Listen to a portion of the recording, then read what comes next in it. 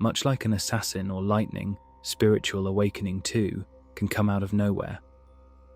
One moment everything feels normal, and the next it's like something clicks and you see the world in a completely different way. It's a deep moment of clarity that can feel like your whole reality has changed. But what people don't talk about enough is what comes after. That's when the real journey actually begins, and it's full of quiet pitfalls that can throw you off track before you even realize it. One of the biggest myths is that awakening is the final destination. It's not. For most people, it's more like stepping into a new chapter.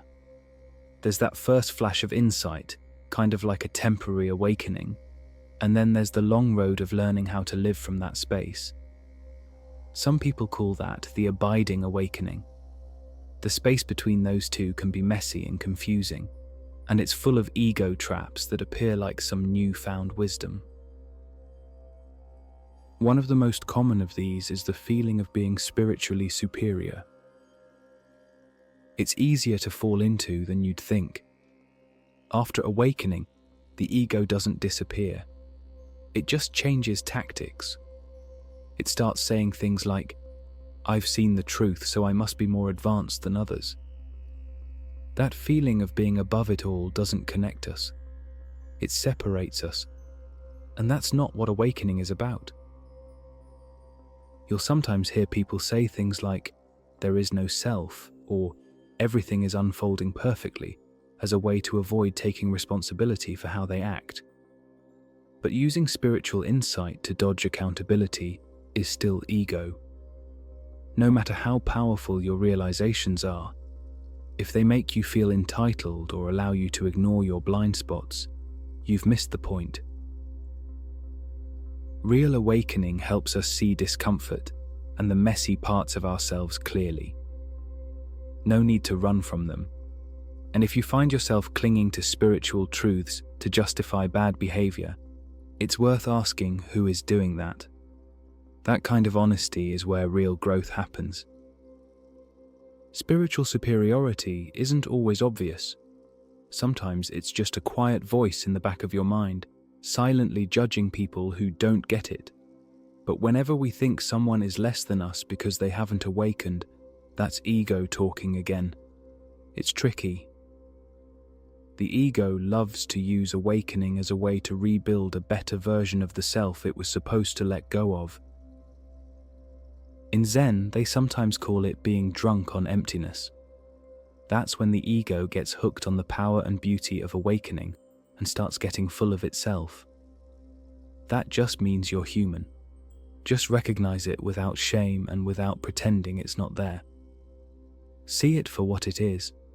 It's part of the process.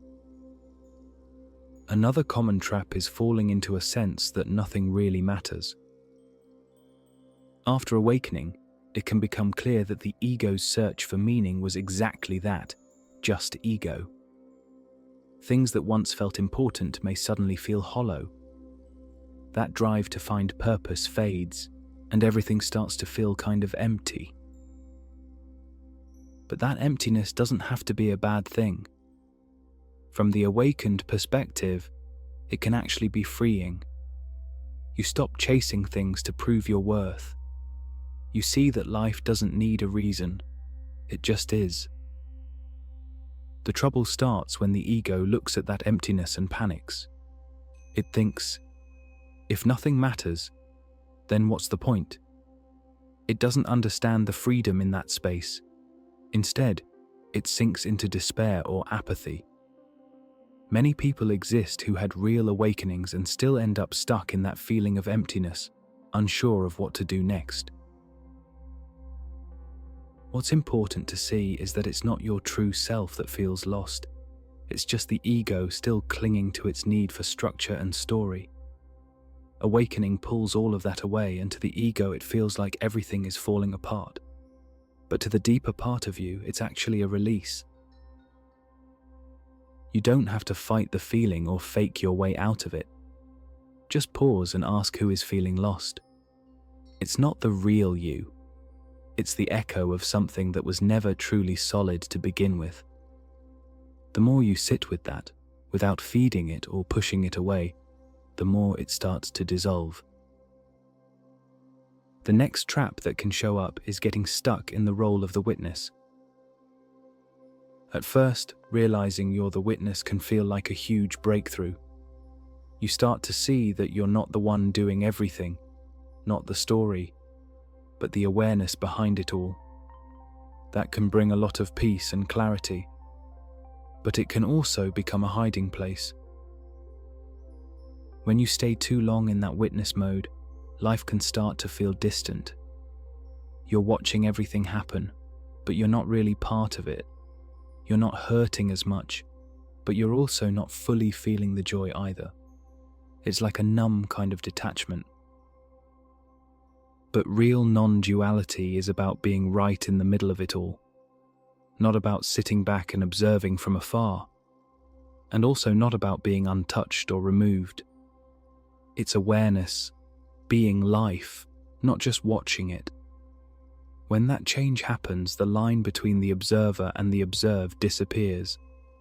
You stop standing on the sidelines and become the moment itself.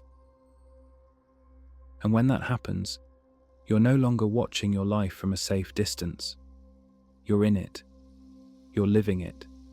The sun on your face, the lump in your throat, the laugh you share with someone. All of it is you, and you are all of it. It's hard to explain. You can't really turn it into a concept. As soon as you try, it slips through your fingers. That's why so many ancient teachings sound like riddles. One second they say the world is an illusion, and the next they say it's sacred. Both are true. The mind can't make sense of that, but your being can feel it. And this is where sincerity becomes everything. More than any teaching or practice, it's your sincerity that will guide you. It's what helps you spot the ego creeping back in. It's what lets you sit with your fears instead of running from them. It's what keeps your heart open when it would be easier to shut down. Spiritual ego is one of the trickiest forms of ego. It's subtle and smart and incredibly good at hiding. We can't force these things to go away. Willpower won't dissolve illusion. What we can do is notice it, see it clearly, without pretending it's not there and without beating ourselves up. That kind of clear seeing is what eventually allows these delusions to unravel. Another big trap is thinking that awakening means we're done, that there's nothing more to work on. That's just another version of spiritual pride, because awakening isn't the final stop. Life keeps on happening. Maybe not in the same way it used to, but it still moves. It keeps inviting you in and keeps stretching you, asking for more vulnerability, more presence, more honesty. You start to see how the ego keeps changing its shape. If it can't hook you with superiority, it tries detachment. If that doesn't work, it tries meaninglessness. It will even pretend to be enlightened if it means survival. But if you're paying attention, you'll notice the pattern. And once you see it, you stop falling for it. And when that eventually happens, a different kind of spiritual life opens up. One that isn't about proving anything or escaping pain. It's more grounded. Not about chasing bliss or collecting mystical experiences, but about being real. And being real isn't always nice or easy. Sometimes it means sitting with confusion or pain. Sometimes it means admitting you don't know. It means being humbled over and over. Because that's how you shed what's not true. That's how you remember who you really are. Because no one owns the truth. No one gets to say, I'm enlightened and you're not. The moment that happens, they've already stepped back into ego. Truth is not something to possess. It's something we all share. It's not yours or mine. It just is. So what do we do with all this? We pay attention. We watch. with our whole being. We start noticing the way we talk to ourselves, the stories we believe, the little inner voices that create distance from others. That's where illusion starts, in the mind. And the good news is, life is always ready to show us what we're missing.